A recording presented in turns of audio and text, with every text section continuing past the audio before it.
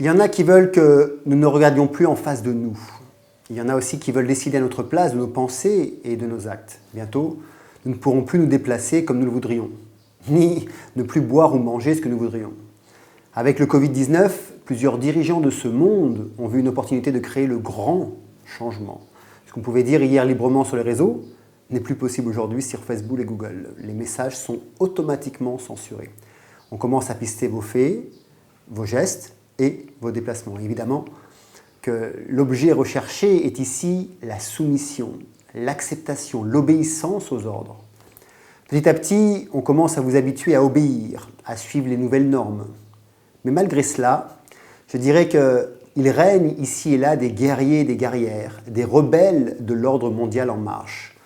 Après avoir eu peur et faim, après être enfermés, les gens se révoltent dans le monde entier contre les dirigeants, qui ont vu dans le confinement une opportunité pour mettre en place des nouvelles normes. Mais les gens doivent ruser. En Slovénie, par exemple, les manifestations sont interdites, mais pas les balades en vélo. Alors, ils manifestent en vélo. En Israël, idem, des manifestations interdites à cause des distances sociales, alors ils manifestent avec des distances sociales. En Russie, les manifestants sont de toutes parts, mais c'est ainsi aussi dans le monde entier. Et si vous regardez cette vidéo jusqu'au bout sans broncher ni juger, alors vous faites partie de ces guerriers et guerrières du monde de demain qui se veut plus juste et plus libre. Sinon, c'est que vous êtes de l'autre côté avec ceux et celles qui veulent créer ce nouvel ordre mondial, qui veulent asservir les gens pour le pouvoir. Et vous savez quoi? Personnellement, ne faisant pas partie de ce côté obscur, vous serez automatiquement rayé de cette chaîne car vous n'avez pas votre place ici. Car comme je dis dans mes webinaires et mes conférences, aujourd'hui, nous devons choisir notre camp. Dans cette vidéo, nous allons faire un point sur cette pseudo-pandémie qui ne fait d'ailleurs que démarrer et tenter de voir où elle nous mène pour les années à venir.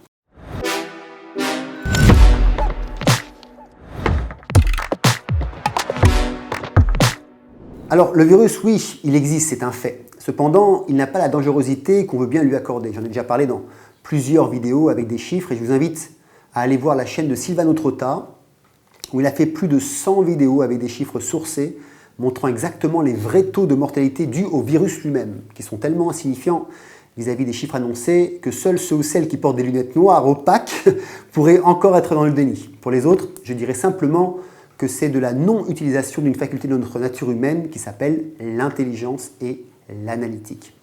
Ensuite, l'origine du virus.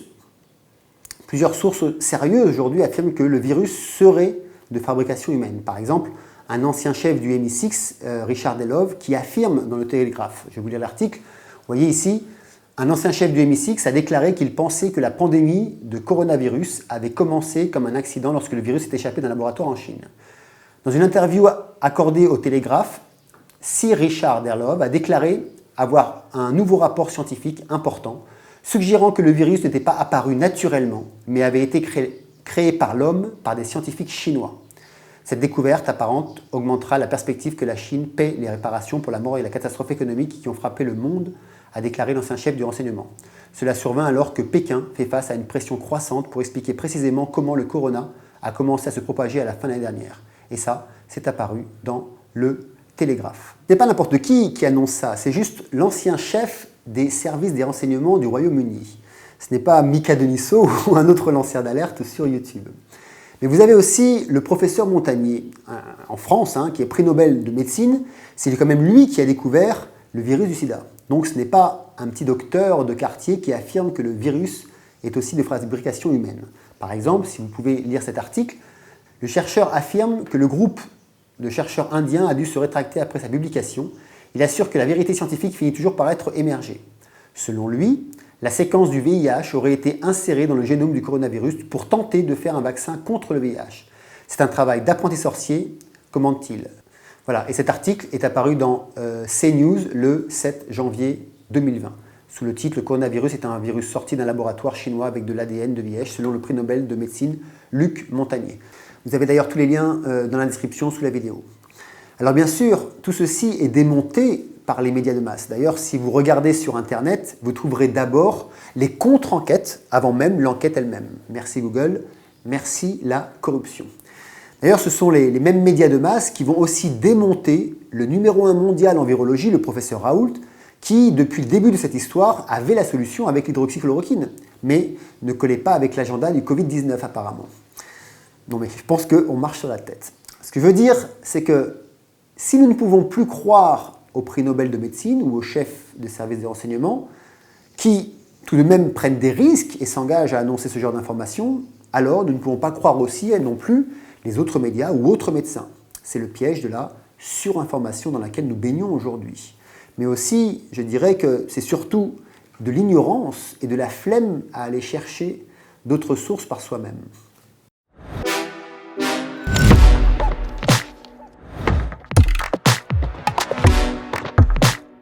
Ce qu'il faut comprendre sur le plan économique, c'est que le virus était la bonne excuse pour lancer le plan de reset économique annoncé par le FMI il y a quelques semaines et masquer les crimes que les organismes financiers ont faits depuis les dernières décennies.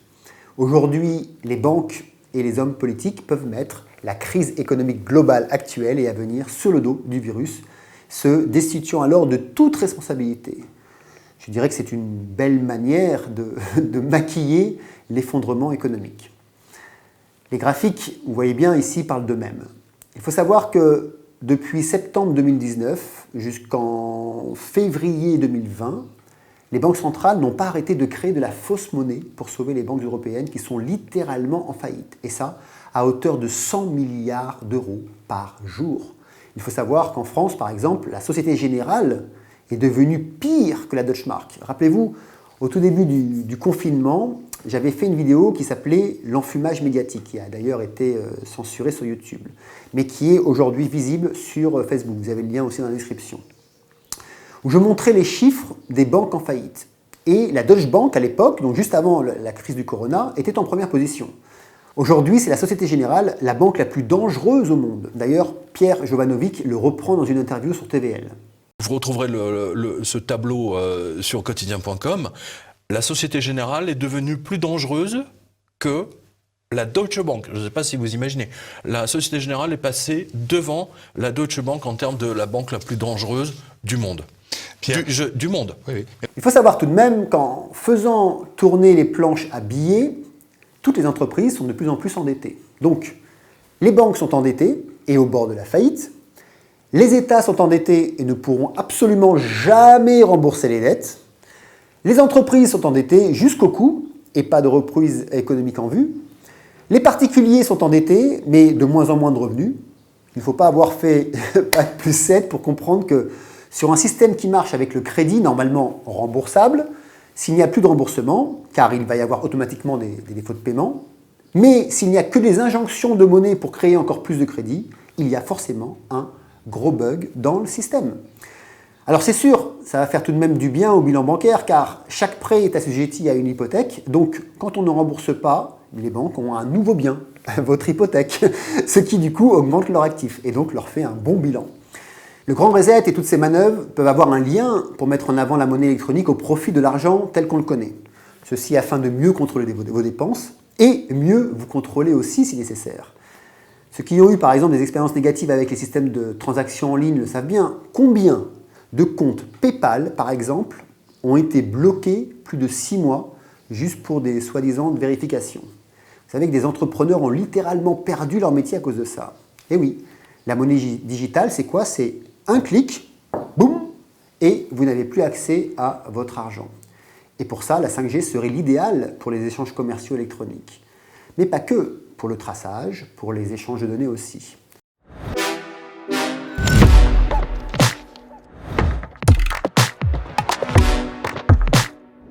Ici en Indonésie, on appelle ça le new normal.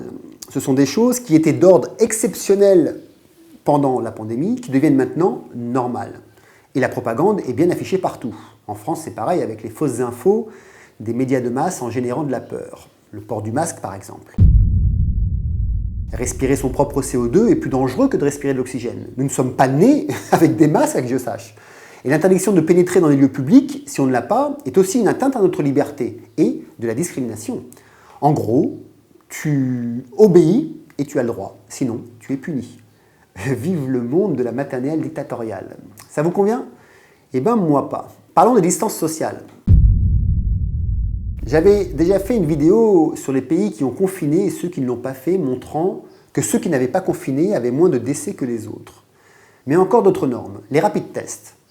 Ces tests ne sont absolument pas fiables. Ici en Indo, les fruits de la papaye sont positifs au rapid test, donc ils sont positifs au Covid-19. D'ailleurs, on teste avec quoi? Et on teste quoi d'ailleurs? Si vous avez le coronavirus, vous devez au moins en avoir une bonne dizaine dans le corps. Et tous les ans, nous y sommes confrontés en masse. Le SRAS, le MERS, la grippe et maintenant le Covid. Allez, une autre norme. Les tests de température à l'entrée des restaurants ou des lieux publics. Mais vous avez aussi le contrôle de température par caméra. Donc ces tests de contrôle de température par caméra ou par thermomètre sont des...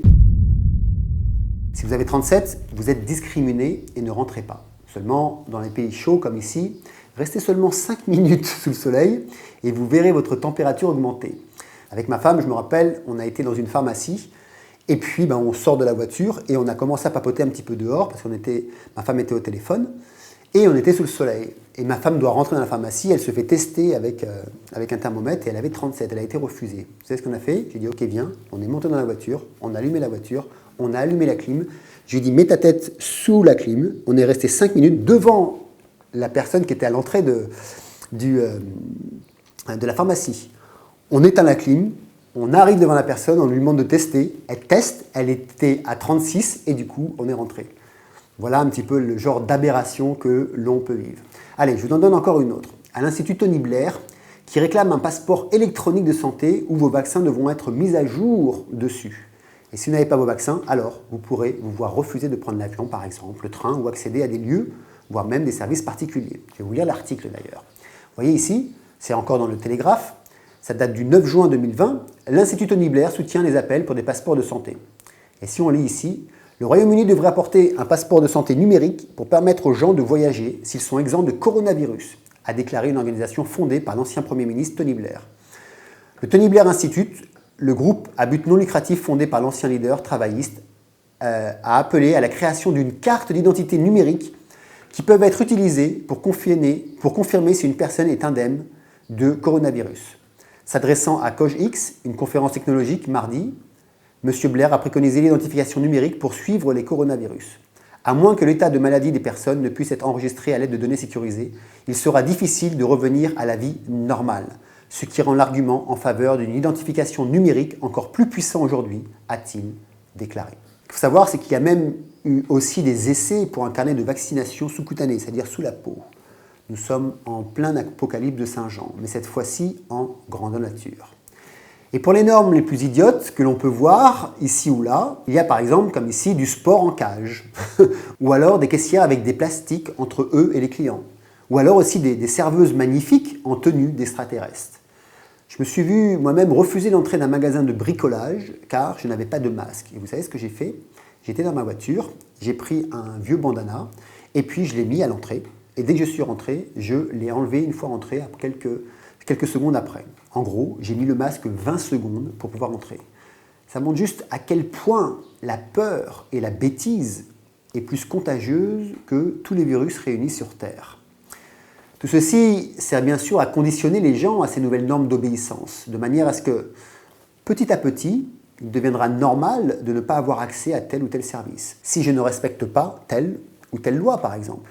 Aujourd'hui, c'est la température, le port du masque. Et demain, ce sera le vaccin, ce sera peut-être la carte d'identité digitale, ou que sais-je.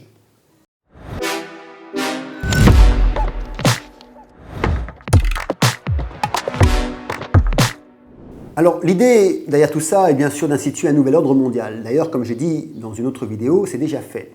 N'avons-nous pas tous obéi au président de l'OMS et à ses ordres? Jusqu'à quel point le maillage est-il grand pour arriver dans chaque pays? Je ne sais pas, mais il suffit juste de voir tout l'argent distribué, par exemple par Bill Gates, aux différentes institutions, mais aussi aux journaux, comme le journal Le Monde, avec 2,1 millions de dollars. Vous le voyez ici, là je vous ai sorti un article de Mediapart qui date du 8 octobre 2019. La fondation Gates donne 1,9 million d'euros au monde. Ça représente, vous voyez ici, 2,1 millions de dollars. Le monde est gorgé de subventions publiques et d'aides apportées par Facebook. Mais pour son supplément, Afrique, le quotidien perçoit aussi des subsides de la fondation Gates. Donc quand on lit ce genre d'article, il est facile de comprendre que ceux qui dirigent le monde, c'est ceux qui ont beaucoup d'argent, et ceux qui en ont beaucoup ont le pouvoir de le diriger. D'ailleurs, regardez la toile d'araignée de Bill Gates et les subventions qu'il donne aux différentes grandes entreprises et organisations. On voit par exemple que Bill Gates a donné plus de 4,3 milliards de dollars à l'Organisation mondiale de la santé. Plus de 280 millions à l'Imperial College de Londres. Il faut savoir que c'est l'Imperial College qui a fait des erreurs de calcul et qui a diffusé des fausses informations de l'impact et de taux de mort pendant cette pandémie. Bill Gates a aussi donné plus de 243 millions à l'université d'Oxford, donc, qui est la recherche et développement pour les vaccins, 40 millions au professeur Chris Whitty, plus de 53 millions à la BBC. La BBC, c'est un média de communication qui a diffusé des informations allant, bien sûr, dans le sens de la fondation Bill Gates. Ensuite, plus de 155 millions à la CDC, qui est une institution américaine sur la santé et les vaccins. Ensuite, bien sûr, on le sait maintenant, Bill Gates gère Microsoft, Gavi et ID 2020. ID 2020, c'est la Digital Identification Technologique qui devrait être usée avec la vaccination. Il a donné aussi plus de 18 millions de dollars à la NIH. C'est une institut contre les allergies et les infections. 870 millions, plus de 870 millions à Johns Hopkins University, donc qui produisent des données, des statistiques, bien sûr, et des cartes sur le Covid. Plus de 3 millions à Gavi, encore une société de Bill Gates pour les vaccins. Et je vous invite aussi à aller voir les vidéos de The Event 201 sur l'exercice virtuel de pandémie qui a été fait le 18 octobre 2019. Vous les avez ici, vous allez sur le site, je vous mets le lien dans la description, et vous allez voir toutes les vidéos sur l'exercice virtuel de la pandémie, avec le support du centre Johns Hopkins pour la sécurité sanitaire, le Forum économique mondial et la fondation Bill et Melinda Gates, juste avant que le virus ne se répande sur Wuhan. Alors, quand on réunit tout ça, il est évident qu'il y a eu un agenda de prévu et qu'il fallait attendre le bon moment pour le mettre en action. Et le Covid a été le bon moment et cet agenda est appuyé clairement dans cette rubrique publiée dans l'Express et écrite par Jacques Attali le 6 mai 2019. Et il dit ici « Une pandémie majeure fera surgir la prise de conscience de la nécessité d'un altruisme au moins intéressé. L'histoire nous apprend que l'humanité n'évolue significativement que lorsqu'elle a vraiment peur. Elle met alors d'abord en place des mécanismes de défense, parfois intolérables, des boucs émissaires et des totalitarismes, parfois futiles, de la distraction, parfois efficaces, des thérapeutiques écartantes si nécessaire tous les principes moraux antérieurs. Puis une fois la crise passée, elle transforme ces mécanismes pour les rendre compatibles avec la liberté individuelle et les inscrire dans une politique de santé démocratique. La pandémie qui commence pourrait bien déclencher une de ces peurs structurantes. Maintenant, voyons voir un petit peu plus bas.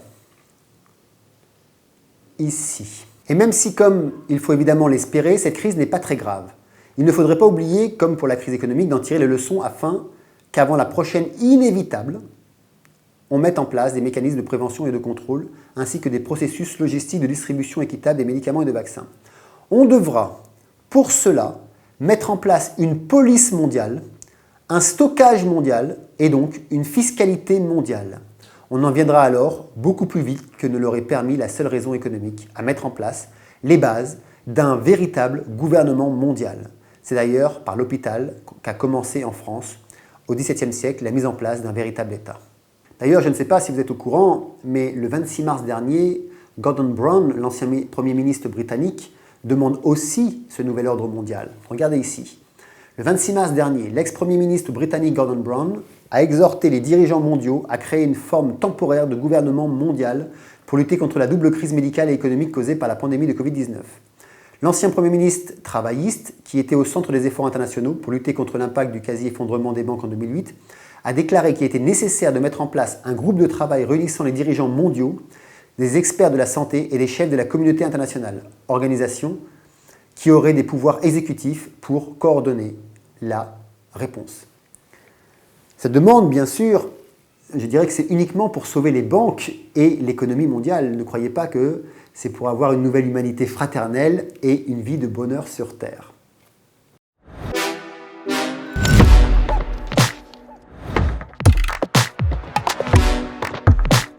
Il faut bien comprendre qu'il y a plus de personnes qui vivent dans la peur que ceux qui sont éveillés à ces mensonges. Pourquoi ? Car la plus grande majorité des gens suivent et préfèrent croire les médias traditionnels.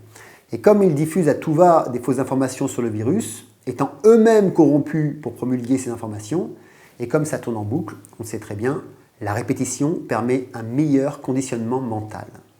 Alors pour instituer le nouvel ordre mondial, il faut générer de la peur, pour cela créer des mensonges si gros qu'ils passeront inaperçus. Ben oui, plus c'est gros, plus c'est facile. Rappelez-vous le 14 avril 2020, on voyait des titres comme celui-ci. Pièces de monnaie et billets de banque vecteurs de contamination du Covid-19 ou victimes collatérales. Alors, billets de banque dangereux. Alors que le virus reste plus longtemps sur le plastique, donc sur la carte de crédit. Donc ça reste encore plus longtemps sur les boutons des distributeurs ou sur les boutons des machines de carte de crédit. Alors pour continuer à générer de la peur, on vous relance la seconde vague. À Pékin par exemple, ils confinent maintenant, ils reconfinent juste pour 10 cas. À Bali aussi, pour quelques cas, ils ferment encore des villages. Mais des cas symptomatiques, ce n'est pas des morts. Bref, la peur perturbe les esprits.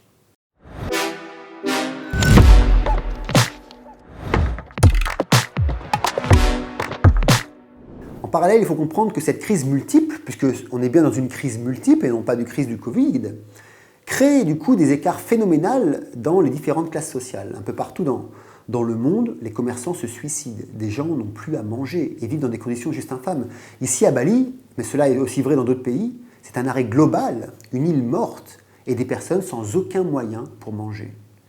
Nous, par exemple, avec ma femme, on a une association où on va justement à la rencontre de gens qui n'ont plus rien, de gens démunis, qui vivent de rien, qui n'ont même plus d'argent pour se nourrir. Pourquoi ? Parce que 80% de l'île de Bali, l'économie était basée sur le tourisme. Et comme Bali est fermé, il n'y a plus de touristes. Et puis même s'ils ouvraient demain, le tourisme n'allait pas arriver. Et comme ça fait longtemps que ça dure et que ça va durer encore pendant plusieurs mois, des gens meurent littéralement de faim. Donc avec ma femme, nous avons une association où nous allons sur le terrain et juste visiter des maisons, des gens qui n'ont plus rien. Et j'en ai même qui vivent dans des endroits de moins de 6 mètres carrés. Et pour y aller, on est obligé même de prendre le 4x4, on est ensuite obligé de marcher, ils vivent dans des lieux reculés. Même dormir dans la voiture aurait plus de confort. Et si vous voulez d'ailleurs nous suivre, vous avez le lien dans la description.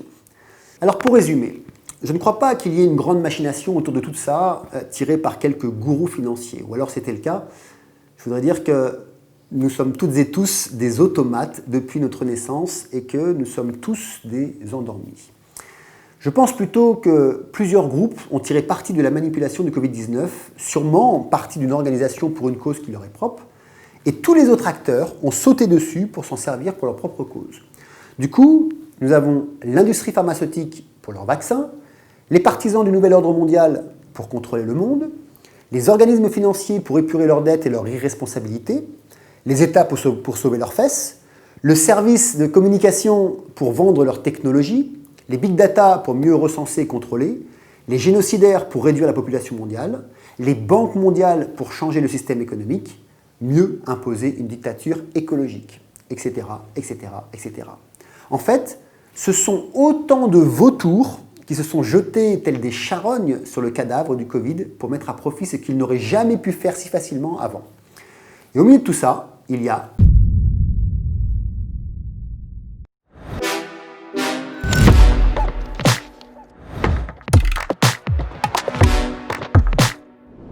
Alors quoi faire ? Voilà une bonne question. Moi je suis partisan de, lorsque l'on se pose des bonnes questions, on a de suite les bonnes réponses.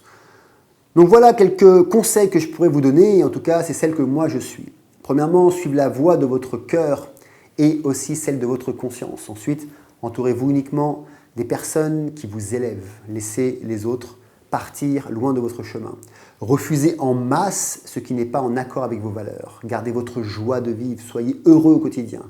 Contribuez auprès de ceux qui en ont le plus besoin, auprès de ceux qui sont les plus démunis. Ensuite, préservez votre capital aussi un tant soit peu. Et, par exemple, ne laissez pas plus de 30 000 ou 50 000 euros en banque si vous avez 30 000 ou 50 000 euros. Et surtout pas la Société Générale. Préférez plutôt mettre votre argent dans plusieurs banques, mais pas dans un seul pays.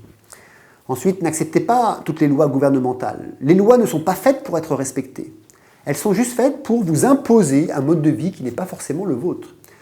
Rappelez-vous que nous sommes déjà ici sur Terre depuis 2,8 millions d'années.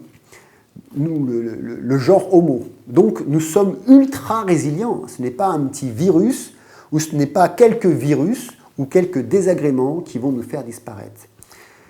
Préparez-vous aussi psychologiquement, relationnellement, professionnellement, spirituellement à vivre les 10-15 prochaines années de manière totalement différente de ce que vous vivez actuellement.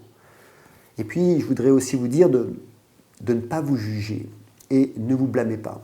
Et rappelez-vous que toute personne qui vous jugera ou vous montrera du doigt a aussi ses parts d'ombre. Donc, ignorez-les simplement et suivez la voie de votre cœur. Ensuite, je dirais de penser entraide dans votre famille, dans votre communauté ou créez-en une si vous le voulez. Pensez aussi à vous instruire. Prenez soin de votre intérieur, de votre être profond. Parce que quand vous nourrissez votre esprit et votre âme, vous nourrissez aussi l'âme du monde. Et rappelez-vous que vous n'êtes pas seul et que nous sommes des millions à penser comme vous, à ne pas vouloir devenir des esclaves ou des machines pour nourrir des esprits qui veulent le pouvoir ou le contrôle. Et puis, donnez, offrez, partagez, vivez pleinement votre vie, car votre temps est limité. Mais faites-le dans le respect des vivants et de la nature. Devenez par exemple végétarien ou vegan pour tripler votre énergie interne et arrêtez aussi ce génocide animalier autour de nous. Donc arrêtez de manger des cadavres au profit d'aliments vivants. Vous ne pouvez pas? It's ok. Alors diminuez au moins et suivez un régime alcalin. J'avais fait un article là-dessus. Et pour finir, répétez en boucle ce mantra. Rien ni personne ne pourra porter atteinte à l'intégrité de l'être que je suis. Rien ni personne ne pourra porter atteinte à l'intégrité de l'être que je suis. Rien ni personne ne pourra porter atteinte à l'intégrité de l'être que je suis. Voilà, donc si vous voulez suivre mes prochains webinaires ou si vous voulez suivre nos actions aux plus démunis sur Bali, vous avez les liens dans la description. Sur ce, je vous dis à plus tard dans la vie et ne vous découragez pas. Merci, au revoir.